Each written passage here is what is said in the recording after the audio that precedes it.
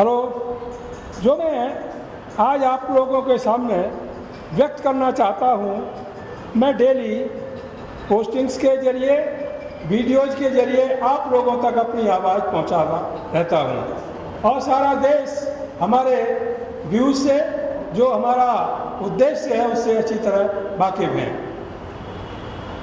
आज का सम्मेलन इसलिए बुलाया गया था कि आज देश के अंदर जो कुछ भी हो रहा है और देश के अंदर जो बहुजन समाज के लोग हैं, मुख्य रूप से एसटी, एससी, ओबीसी, आदिवासी और माइनॉरिटी समाज के लोग हैं, उनके साथ किस तरह का सरकार के द्वारा, प्रशासन के द्वारा और भारत की न्यायपालिका के द्वारा क्या सलूक किया जा रहा है। साथियों, कुछ कहने से पूर्व मैं इस देश की जुडिशरी पर आता हूँ। आप जानते हैं, पूरा देश ये समझता है कि जब कहीं से न्याय नहीं मिलेगा तो कम से कम हम जुडिशरी में जाएंगे, कोर्ट में जाएंगे, वहाँ न्याय मिलेगा। बात किस तरह का न्याय मिलता है, आप जाइए। 1999 में बिहार में एक माधेपुर कांड हुआ जिसमें 58% जो वहाँ के आदिवासी थे, SC ST थे, OBC थे, उनको रणवीर सेना ने किल कर दिया रात में।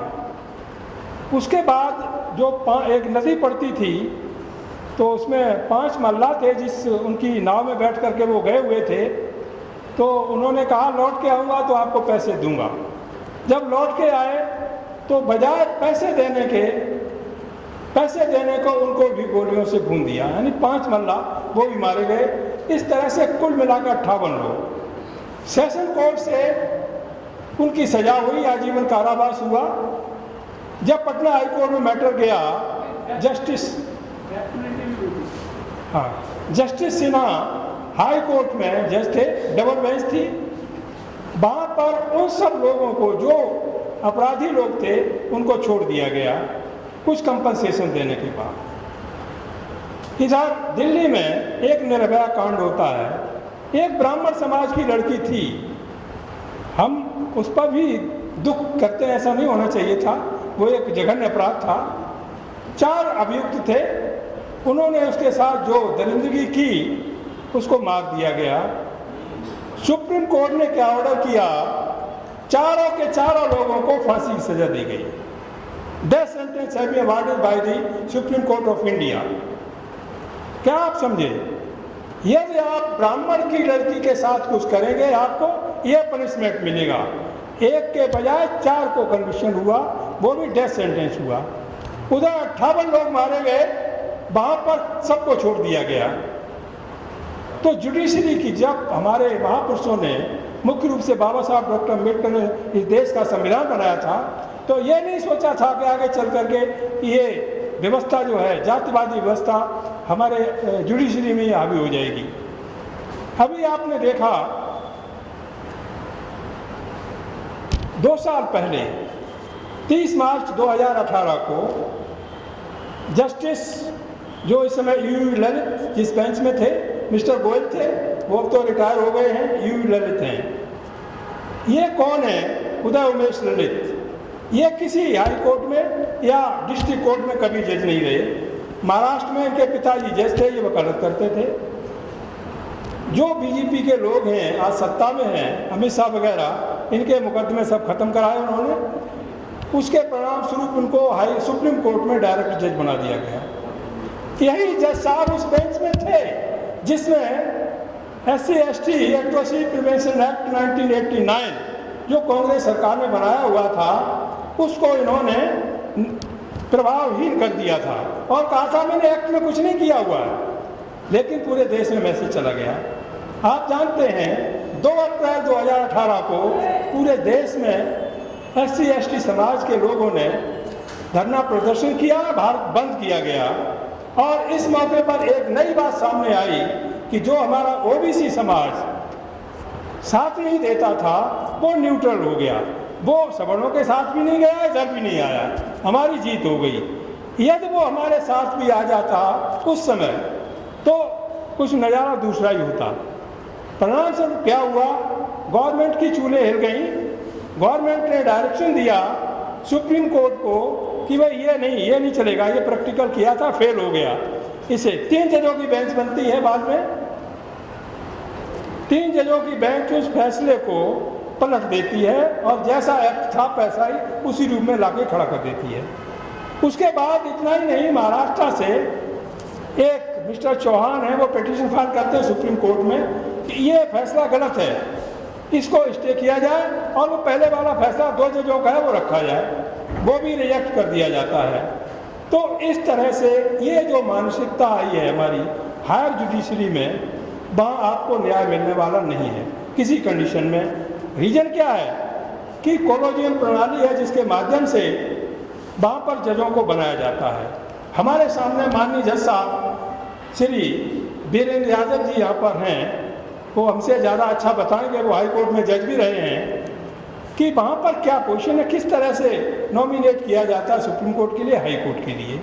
तो ये लिस्ट बनाते हैं, ना कोई इंटरव्यू, ना कोई क्वालिफिकेशन का, ना कोई एक्सपीरियंस का कुछ होता है और वो बना दिया जाता है। यही कारण है कि आज 31 जज हैं सुप्रीम कोर्ट में, उसमें 1 SC का है और 11 जज ब्राह्मण समाज के हैं, कुछ बनिया समाज के हैं, सारा वही भरा हुआ है।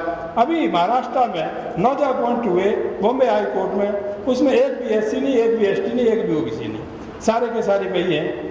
तो हम कहाँ पर हैं? हम कहते हैं 85% हैं, न्यायपालिका में 0 है, हमारी कोई सुनने वाला नहीं है। कितनी बड़ी एट्रोसिटी हो जाए वहाँ पर आपको न्याय नहीं मिलेगा। लेकिन यदि उन लोगों के खिलाफ कोई एट्रोसिटी हो गई, उनको न्याय मिलेगा, आपको कन्विक्शन होगा, इसमें कोई शक नहीं। तो ये लड़ाई हमारी जो लीडरशिप है आज देश की, बहुजन समाज की, वो इस दिशा में कूप मंडूक है, ना कुछ सोचती है ना कुछ करती है। उनकी भी सरकारें रही, सपा की सरकार रही, बसपा की सरकार रही, कितने उन्होंने जजों के लिए रिकमेंड करवाया, कितने सरकारी वकीलों के लिए हाई कोर्ट में रिकमेंड कराया, कितने अटॉर्नी जनरल के लिए कहा अरे भाई प्रोटेक्ट आपको कौन करेगा, वहाँ सुनने वाला भाई है, वही जज है, सुनाने वाला कौन है, जो अटॉर्नी जनरल वगैरह है वो भी सब वही है। यानी समस्या आपकी है, सुनने वाला सुनाने वाला दोनों वही है, प्रॉब्लम आपकी है, न्याय कैसे मिलेगा? How it may possible? It is not possible. आगे बढ़ते हैं। अभी आपने देखा 75 साल हो गए इस देश को आज़ाद हुए, ठीक है, अमृत महोत्सव मनाया जा रहा, कहेगा आज़ादी का। राजस्थान में हम उस पर ज़्यादा नहीं जाना चाहेंगे, बहुत सारे लोग हैं और यहाँ पर टाइम निकाल कर आए हुए हैं, हम उनको सुनना चाहेंगे। जो हुआ कितना दर्दनाक हुआ, ऐसा किसी देश में होता है क्या? केवल इंडिया को छोड़कर किसी देश में ऐसा होता है क्या? क्या जाति व्यवस्था खत्म हो गई, वर्ण व्यवस्था खत्म हो गई, ऊंच नीच छुआछूत खत्म हो गई? कुछ खत्म नहीं हुआ। उससे पहले जितेंद्र मेघवाल, क्योंकि वो यंग लड़का था, मूछें रखना था, राजपूत समाज के लोगों ने उसको मार दिया। STF force, special Thakur force Uttar Pradesh में बनाई योगी ने, लागू हो गई पूरे देश में स्पेशल ठाकुर फोर्स। ये मेरा स्टेटमेंट नहीं है, ये संजय सिंह का स्टेटमेंट है, वो भी ठाकुर कम्युनिटी को बिलोंग करते हैं और मेंबर ऑफ पार्लियामेंट भी हैं। तो जो स्पेशल ठाकुर फोर्स योगी ने बनाई, योगी के राज्य में यानी उत्तर प्रदेश में SC ST OBC को क्रश करने के लिए, उनको दबाने के लिए, कुचलने के लिए, और वो STF फोर्स का असर मध्य प्रदेश में हुआ, राजस्थान में हुआ। सरकार चाहे कांग्रेस की हो, चाहे BJP की हो, चाहे किसी भी सब कम्युनिटी की हो, उनका उद्देश्य वही है और वही वो करते हैं। जहाँ तक विपक्ष और पक्ष का सवाल है, भाई सत्ता पक्ष में दिखाई देंगे, भाई विपक्ष में दिखाई देंगे, वी आर नो वेयर, हम तो कहीं पर भी नहीं है। जहाँ तक प्रतिनिधित्व का सवाल है, वहाँ पर आप हैं भाई। 131 MP हैं पार्लियामेंट में SC ST के, OBC के 200 से ज़्यादा हैं, बहुमत में आप हैं, लेकिन वहाँ पर खूब मंडूक बने बैठे हुए हैं। इस पर्पज से बाबा साहब डॉक्टर अम्बेडकर ने पॉलिटिकल रिजर्वेशन नहीं किया था कि वहाँ जाकर के आप उस दल के गुलाम बन के काम करना जो दल सत्ता में है, जिसने आपको टिकट दिया हुआ है। मतलब ये था पॉलिटिकल रिजर्वेशन का, if you are elected from your constituency, you shall represent the people of your constituency, the problem related to the particular constituency shall be put up before the parliament। Rajya Sabha हो चाहे लोकसभा हो। दूसरी तरफ देखिए आप, यहाँ हालांकि मैं उस पर ज़्यादा नहीं वक्त लूँगा, 2 मिनट में बात करूँगा वो, लेकिन वो ज़रूरी है। केजरीवाल साहब कहते हैं कि भाई हर घर में, हर इंस्टीट्यूशन में, कोई कॉलेज है, स्कूल है, मदरसा है, कुछ भी है, वहाँ पर बाबा साहब का कैलेंडर होगा और भगत सिंह का होगा, मेरा नहीं होगा, प्रधानमंत्री किसी का भी नहीं होगा। अरे भाई, इससे काम चलने वाला नहीं है। काम चलने वाला तो ये है, यदि आप बाबा साहब के फॉलोअर हैं तो जो बाबा साहब ने कहा है उसको आप इम्प्लीमेंट कीजिएगा, उसको इम्प्लीमेंट कीजिए। बाबा साहब ने क्या कहा था? Swaraj has no significance without establishing casteless society in India. Bharat को आज़ादी मिलने का कोई मतलब नहीं जब तक इस देश में जातिवादी समाज की स्थापना नहीं हो जाती। उस चीज़ को राजनेताओं ने छोड़ दिया, बहुत सारे संगठन है, कोई इशू नहीं उठा रहा है। साथियों, आज उसकी ज़रूरत है। वो बेसिक चीज़ है, जब तक वो नहीं बदलेगी तब तक ऐसा ही होता रहेगा। सत्ता परिवर्तन से सामाजिक परिवर्तन नहीं हो जाएगा। आप मिनिस्टर हो जाइएगा, IAS हो जाइएगा, PCS हो जाइएगा, गवर्नर हो जाइए, कुछ भी हो जाइएगा, लेकिन आपको उसी तरह से ट्रीट किया जाएगा जिस फैमिली से आप आए हुए हैं। अभी आपने देखा Koshyari, mister Koshyari, governor of Maharashtra, ठीक है, क्या कहा उसने?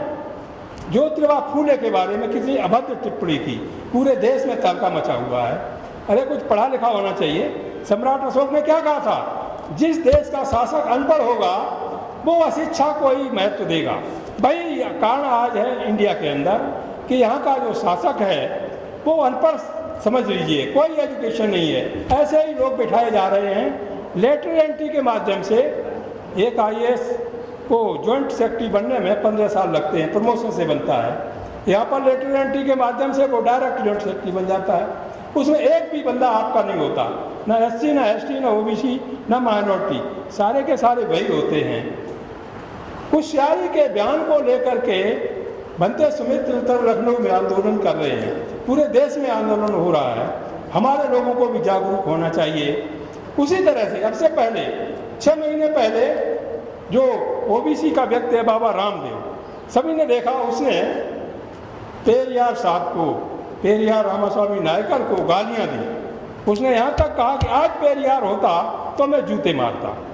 ऐसे व्यक्ति जो अनपढ़, गंवार, जाहिल इस तरह का बयान देते हैं, इनको पनिशमेंट कौन देगा? इनको पनिशमेंट ये सरकार नहीं देगी, हम सब एकजुट हो जाएंगे तो इनको पनिशमेंट दिया जा सकता है। साथियों, बहुत सारे इस तरह के इशूज हैं। एजुकेशन पे आइए, एजुकेशन को इन्होंने बर्बाद कर दिया। ये जातिगत व्यवस्था एजुकेशन में आगे के लिए तैयार कर रहे हैं। उससे क्या होगा? अपॉर्चुनिटी किसी को नहीं मिलेगी। अभी आपने देखा, उसका एग्जाम्पल है अग्निवीर, जो अभी भर्ती हुई उसमें मिलिट्री में। ये क्या है कि वहाँ जो फॉर्म है वकील साहब ने दिया है, RR पुलिस साहब ने, उसमें जाति का और धर्म का कॉलम दिया हुआ है। इट इज इलीगल जो पब्लिकेशन है, that is illegal by all means, unconstitutional. लेकिन कोई नेता कहने को तैयार नहीं है। जहाँ हमारे लोग बैठे हुए हैं वहाँ पर OBC के 31 मिनिस्टर बनाए हैं। किस लिए? उनका क्या काम है? क्या करते हैं वहाँ पर? कोई किसी को जानता है? किसी के पास कोई OBC का व्यक्ति जाता है? नहीं जानता, न किसी को जानता है। प्रतिनिधित्व पूरा कर दिया। मोदी सरकार क्या करती है कि भाई जो SC ST के विधायक जितने बनने चाहिए पूरे हैं, OBC के बनने चाहिए उससे भी ज़्यादा हैं, माइनॉरिटी के बनने चाहिए उनको दरवाजे बंद कर दिए हैं। उनका एक सिद्धांत है कि हम माइनॉरिटी यानी मुसलमानों को हम टिकट नहीं देंगे, ना विधानसभा में भेजेंगे, पार्लियामेंट में। आप जो 85% कहने वाले लोग हैं, आप अपने नेताओं से पूछिए कि किसी में हिम्मत है जो ये कह दे कि हम 7th क्लास के किसी व्यक्ति को टिकट नहीं देंगे अपनी पार्टी से, उसी दिन वो आदमी प्रधानमंत्री बन जाएगा, उसी दिन बन जाएगा। लेकिन किसको कहा जाए? ये बात कहने की जरूरत है किसी में? OBC का कोई लीडर है कहने के लिए तैयार? SC ST का लीडर कोई कहने को तैयार है कि हम अपनी पार्टी से पार्लियामेंट में या विधानसभा में किसी भी सवर्ण को नहीं भेजेंगे, ना उसको टिकट देंगे? यदि एक भी इस बात को कहने के लिए तैयार हो जाए, मैं विश्वास करता हूँ, दावे के साथ कह सकता हूँ शायद वो आदमी स्टेट का होगा तो चीफ मिनिस्टर बन जाएगा, नहीं तो प्रधानमंत्री बन जाएगा। लेकिन ये करेज और बोल्डनेस होना चाहिए, तभी बात बनेगी। लेकिन वो कामयाब हो गए।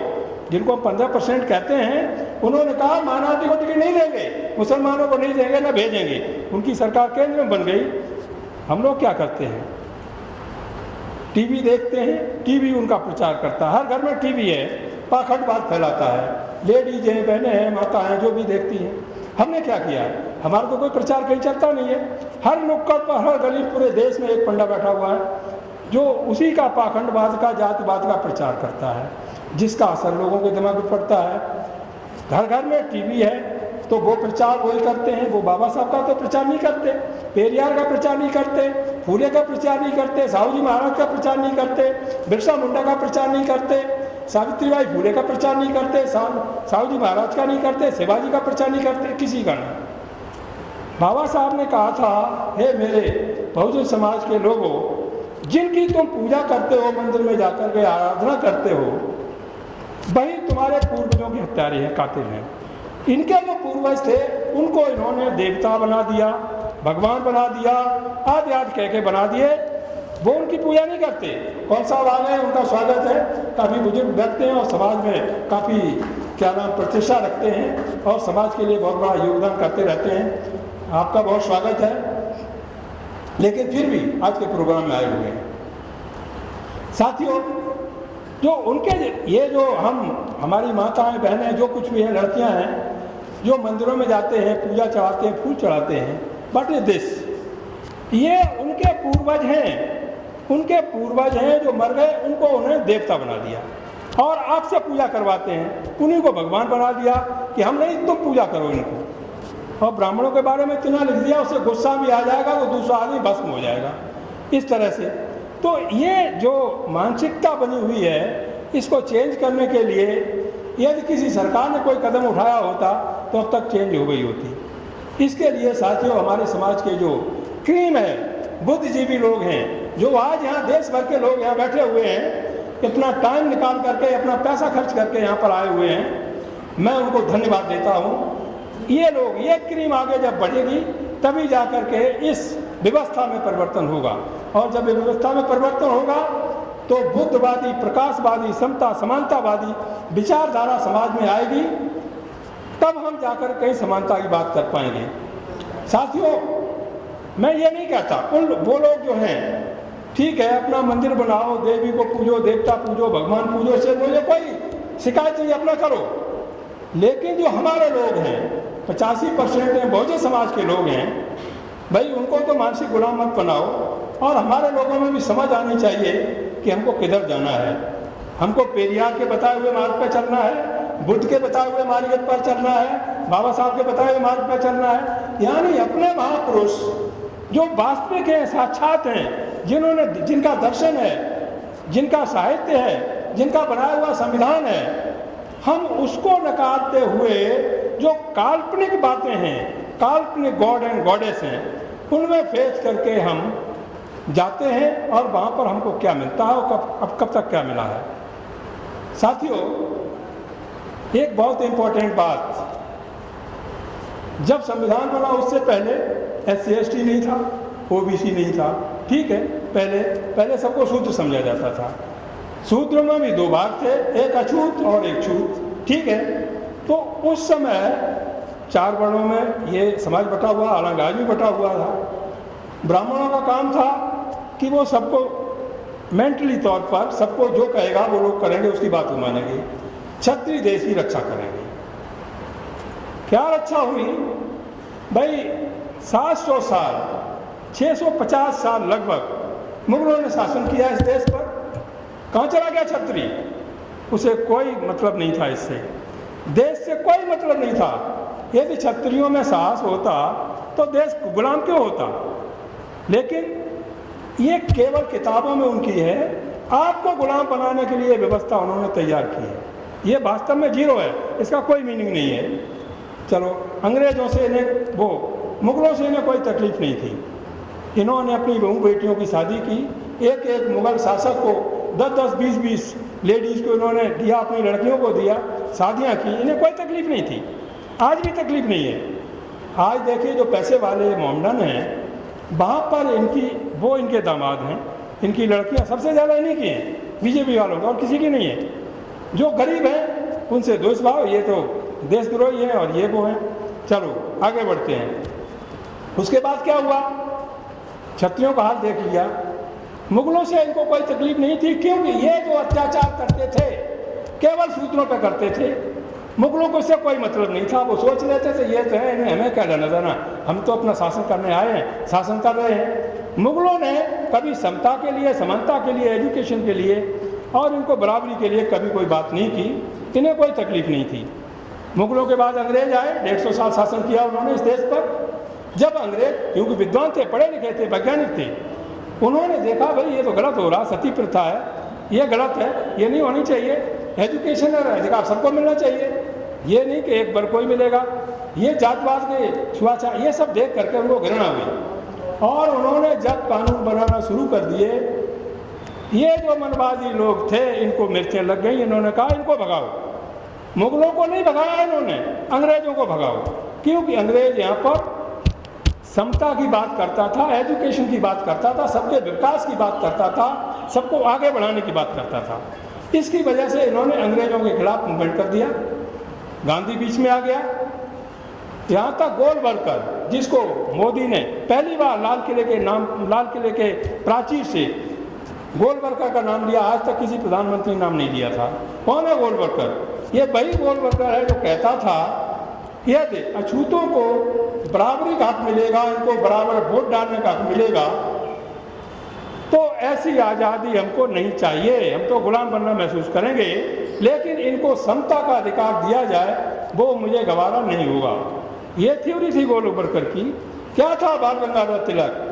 ये तेली, चमोली, अहिर, गुजर, पाटिल, तमाम दुनिया भर के धोबी, चमार, ये सब पार्लियामेंट में आएंगे, हल चलाएंगे, फिर हमारे खेतों में हलवाई कौन करेगा?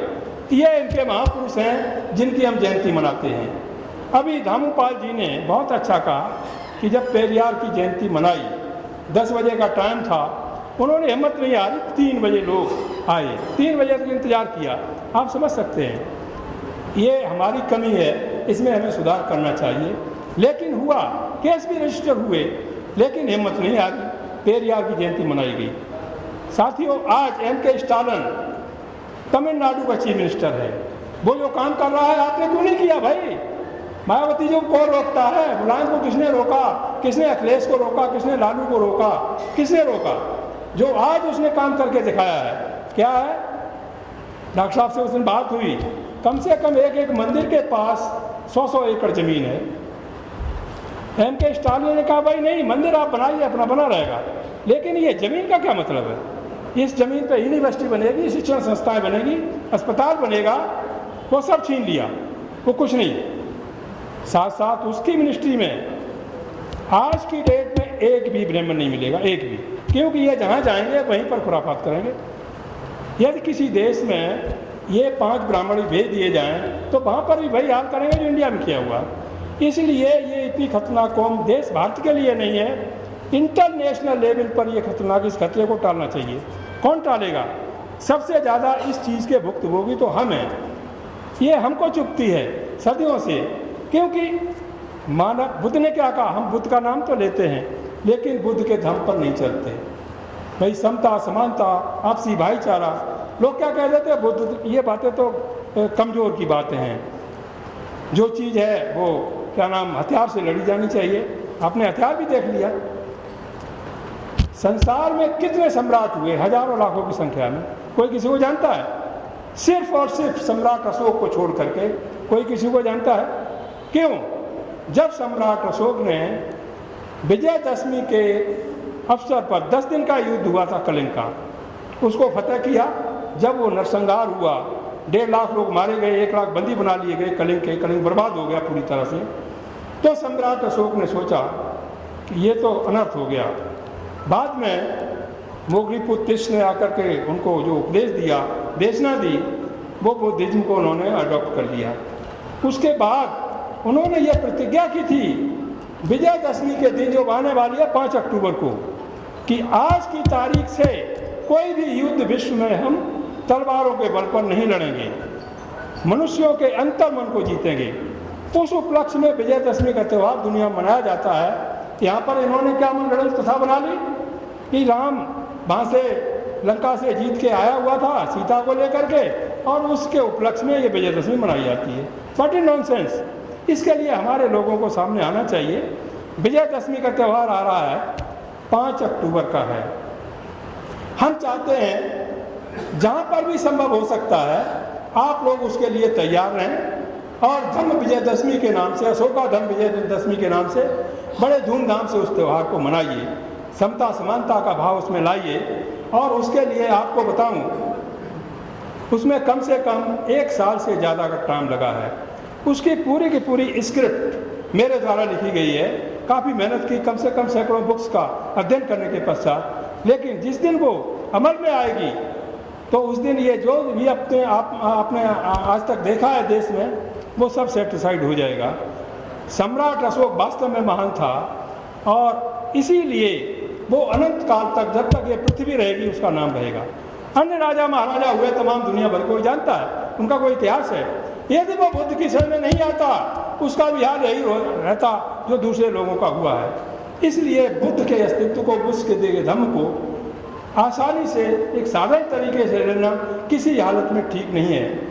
बुद्धिज्म, बुद्ध का दिया हुआ धम्म हमारे देश का धम्म है और उसे हमें फॉलो करना चाहिए। जो आदमी यहाँ सच की बात करता है, अहिंसा की बात करता है, प्रेम की बात करता है, उसको दूसरी नज़र से देखा जाता है।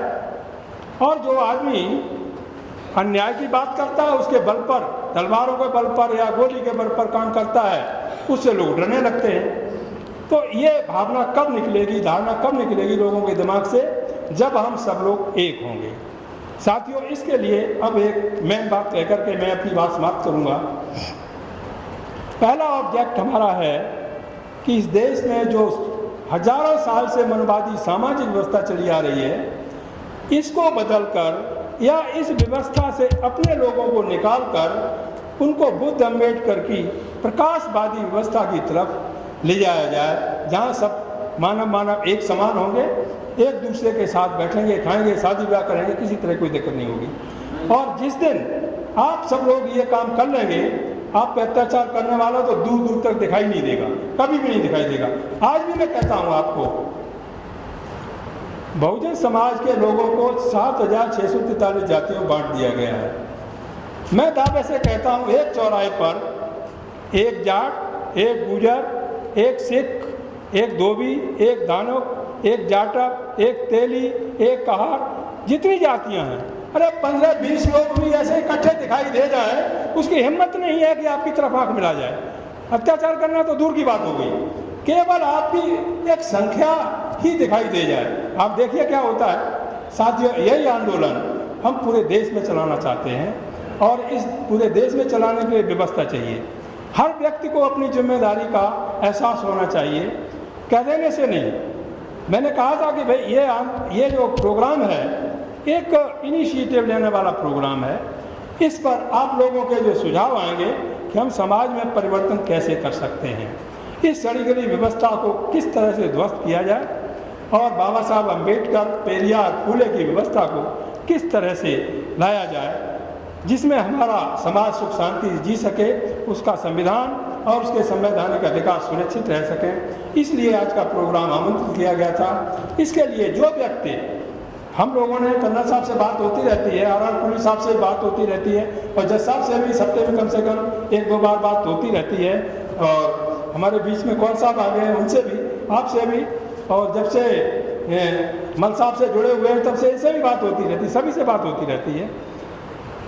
इसके लिए करना क्या होगा, समाज को 4 भागों में बांटा है हम लोगों ने। एक तो वो लोग जो हमारे समाज के यंग लोग हैं, बेरोजगार हैं, लड़के हैं, लड़कियां हैं, कुछ भी हैं, जरूरत पड़ने पर वो एजिटेशन करेंगे, रोड पर करेंगे, पुलिस के डंडे खाएंगे, कुछ भी होगा। दूसरा काम वकीलों का होगा। वकील अपना काम छोड़ करके उनको प्रोटेक्ट करेंगे, उनकी जमानत दिलवाएंगे, घर भेजेंगे, उनकी हर तरह से प्रोटेक्शन करेंगे, कोई किसी से 1 रुपया नहीं लेगा। तीसरा काम वो लोग जो अर्निंग हैंड हैं, चाहे सरकारी नौकरी कर रहे हैं, प्राइवेट कर रहे हैं, कुछ भी कर रहे हैं, वकील हैं, डॉक्टर हैं, किसान हैं, खेत हैं, कुछ भी हैं, किसी तरह से उनको अर्निंग हो रही है, पेंशनर हैं, ठीक है। उनका काम होगा कि ना तो वो रोड पे आ सकते हैं, ना वकीलों काम कर सकते हैं। उनका काम होगा कि फाइनेंस की व्यवस्था करेंगे, जो इस प्रोग्राम को पूरे देश में चलाने के लिए ज़रूरी है। तो उसमें वो दे आर ऑल लिबर्टी, कोई कंपल्सन नहीं है कि आप 10,000 दो, 20,000 दो, 50,000 दो, 1,000 दो। अपनी खुद की रिस्पॉन्सिबिलिटी समझते हुए वो मंथली, 2 महीने में, लमसम में जैसा चाहें वैसा कर सकते हैं। और ये बगैर फाइनेंस के कोई काम नहीं चलता, फाइनेंस के बगैर कोई काम नहीं चलता। इसलिए फाइनेंस की व्यवस्था के लिए उन लोगों को अपनी जिम्मेदारी समझनी चाहिए कि हमारे पास है, हम कर सकते हैं, हमें इतना करना चाहिए, ईमानदारी से करना चाहिए, काम नहीं रुकेगा। अब बारी आती है जो हमारे समाज के बुजुर्ग लोग हैं, जैसे कन्ना साहब हैं, 78 ईयर्स से हैं आपके सामने, ठीक है। जहाँ भी प्रोग्राम होते हैं जाते हैं, हमारे सामने कमल किशोर कठिरिया साहब आ गए हैं, उनका स्वागत है। और मैं कोशिश करूँगा कि ऊपर आ जाएं कठिरिया साहब जी।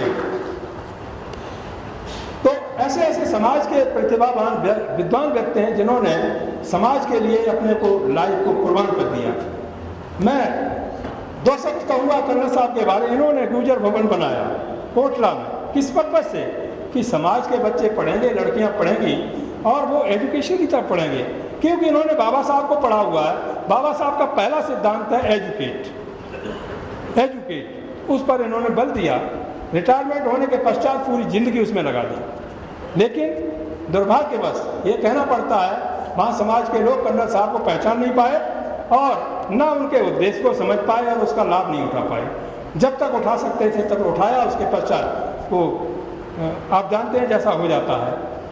साथ साथ इसके ऐसे बहुत सारे लोग हैं, कौल साहब हैं, MD साहब हैं, आने वाले हैं अभी, बहुत सारे देश के हर भाग से। एक मिस्टर जयप्रकाश नारायण हैं, आसनसोल वेस्ट बंगाल से, मेरी बातचीत होती रहती है। कन्ना साहब वो आपसे भी 82 ईयर्स के, और वो इतना उत्साहवर्धक है, मैं बताऊँ आपको। उन्होंने कहा सर गौतम साहब मैं आ तो नहीं पाऊँगा लेकिन मेरी बात को जरूर कह देना। उनका कहना है, और वो भी OBC समाज से हैं, जो गडरिया पाल कहते हैं ना, जिससे पेरियार साहब थे। आज हमारा जो समाज है ये OBC में गडरिया पाल बघेल कहते हैं।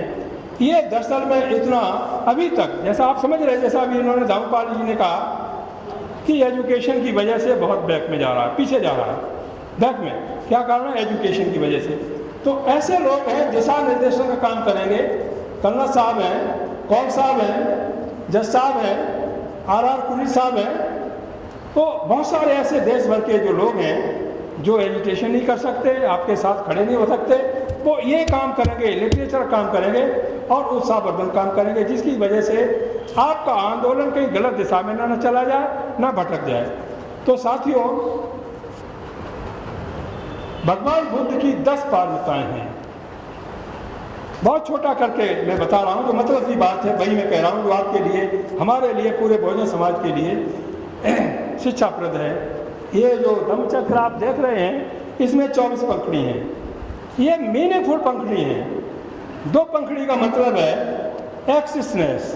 कैसे? पहले करते तपस्या करो, सूख जाता था शरीर, कोई रिजल्ट नहीं, मीनिंगलेस। एक का तपस्या करो, दूसरा भाई एक राजा है, उसके 10 रानियाँ, 50 रानियाँ, 50 घोड़े, कितनी कोठियाँ, कितने बंगले, वो भी सब बेकार में परेशान होता था, कोई फायदा नहीं।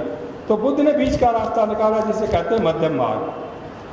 कहा किसी को बुद्ध बनने की जरूरत नहीं है, जो रास्ता मैं दे रहा हूँ उसी पर चलने की जरूरत है, उसी से आपकी जिंदगी कट जाएगी। 4 आते हैं आर्य सत्य। संसार में दुख है, दुख का कारण है, कारण का निवारण है, निवारण का तरीका है। तरीका पे हम आते हैं, तरीका आप लोगों को सीखना पड़ेगा, बतलाना पड़ेगा, लेकिन आज नहीं। उसके बाद 8 अष्टांगिक मार्ग। अष्टांगिक मार्ग 8 हैं, उनको भी स्टडी करना पड़ेगा। हालांकि मुझे सब मालूम है, बहुत पढ़ा हुआ है, लेकिन उस पर हम आज नहीं जाना चाहते। उसके बाद 10 पारमिताएँ हैं। पहली पारमिता है दान। दान का मतलब दान देना और दान लेना। सपोज आपकी कोई है और आपको आपके भविष्य के लिए, बच्चों के भविष्य के लिए, पूरी जनरेशन के लिए, मतलब वो शिक्षा देता है, और उसे मान लीजिए आपके यहाँ शिक्षा देने के बाद हैदराबाद जाना है, उसके लिए उसको 5,000 रुपये चाहिए। तो आप लोगों ने जो 5,000 या 10,000 रुपये कलेक्ट करके उसको दिए, तो ये आप लोगों का दान हुआ, वहाँ जा कर के वो धर्म का प्रचार करेगा। तो इस तरह से आदान प्रदान करना हम लोग सीख गए। ये कारवां रुकने वाला नहीं है, ना पंजाब में रुकेगा, ना हरियाणा में रुकेगा, पूरे देश में किसी स्टेट में नहीं रुकेगा। इसके लिए हमको अपने वचनों पर, अपने शब्दों पर और अपने आप से ये निश्चित करना होगा कि हम क्या कर सकते हैं, किस कैटेगरी में हम आते हैं, उस कैटेगरी का पालन कर रहे हैं कि नहीं कर रहे हैं। जहाँ भी जाते हैं, कन्ना साहब ने एक बहुत अच्छा सुझाव दिया, मैं रख रहा हूँ आपके सामने, कि जितने भी लोग आते हैं हमारे समाज के, कहीं पर भी जाते हैं, उनका फर्ज बनता है ये समाज, ये जो कार्यक्रम हो रहा है किस लिए हो रहा है, what is the object of this program. किसी ऑब्जेक्ट पाने के लिए वो मानव कल्याण का भी है और मुख्य रूप से बहुजन कल्याण का भी है। तो उसके लिए ये प्रोग्राम निरंतर आगे बढ़ता रहे, हम सबकी ड्यूटी बनती है, कर्तव्य बनता है, हमारा ये धर्म भी होना चाहिए कि हम उसके लिए जो भी हो सकता है वो कंट्रीब्यूट करें, जिसकी वजह से ये प्रोग्राम रुके नहीं। अब एक चीज़ और, बगैर पब्लिकेशन के आपका काम नहीं बढ़ेगा।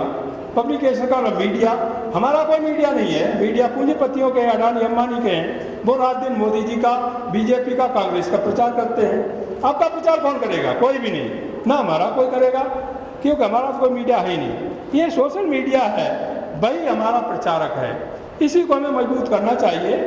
तो यहाँ भी आपका जो मीडिया बहुजन पैगाम, ये सारा रिकॉर्डेड हो रहा है, कल पूरे देश में जाएगा, आप ही सुनेंगे, मैंने क्या कहा, आपने क्या कहा, आपने क्या कहा, सबको सुनने को मिलेगा।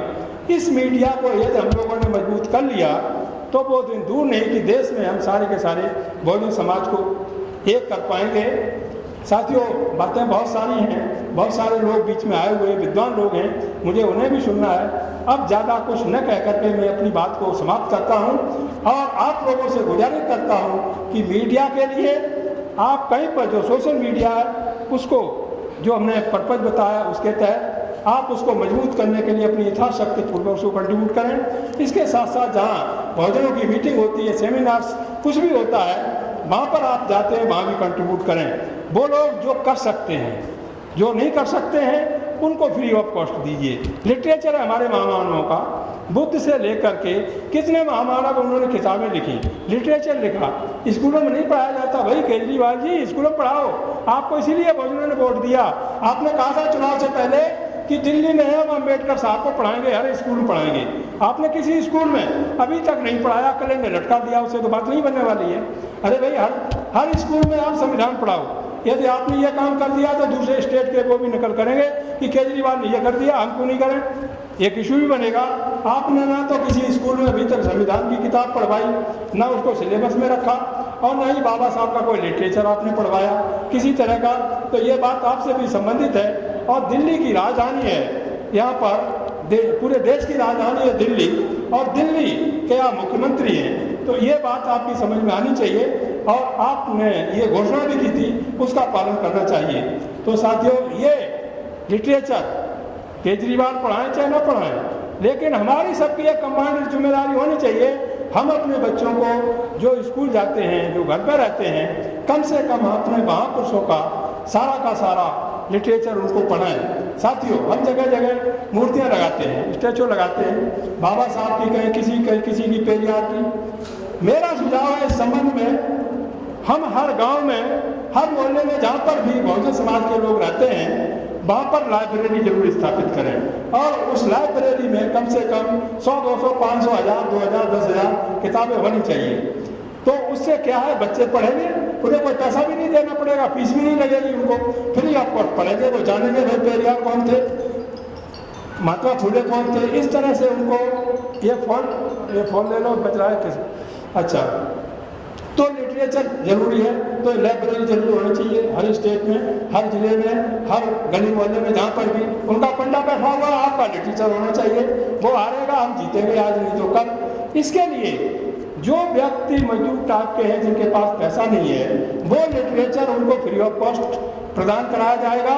और जो लोग सक्षम हैं उनसे रिक्वेस्ट किया जाएगा, भाई 1000 बुक्स के लिए आप या तो बुक्स दे दो या फिर उनके लिए पैसे दे दो, जिसकी वजह से हम ये काम को कंटिन्यू रख सकें। साथियों, हमने बहुत कुछ कह दिया, काफ़ी लंबा टाइम लग गया।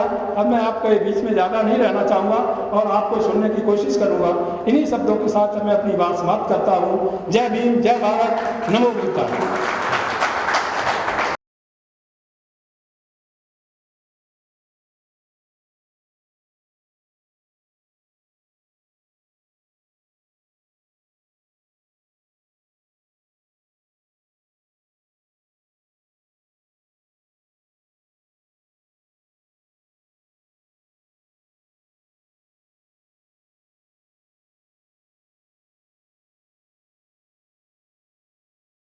में आपके मीटिंग में कोई व्यक्ति आता